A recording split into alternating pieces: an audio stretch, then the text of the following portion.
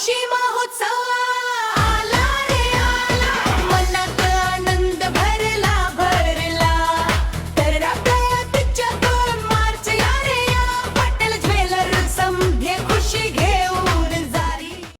पनवेल शहराजवळील garden hotel signal परिसरात बुधवारी सायंकाळी चालत्या स्विफ्ट कारनं अचानक पेट घेतल्याची धक्कादायक घटना घडली. या घटनेमुळे परिसरात काही काळ खळबळ उडाली होती. मिळालेल्या माहितीनुसार 2024 मॉडेल असलेली ही स्विफ्ट कार रस्त्यावरून जात असताना अचानक धूर निघू लागला आणि क्षणात गाडीनं पेट घेतला.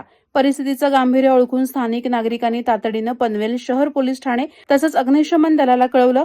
अग्निशमन दलाचे बंब घटनास्थळी दाखल होताच जवानांनी तत्परतेने आग आटोक्यात आणली. त्यांच्या वेगवान कारवाईमुळे मोठा अनर्थ टळला.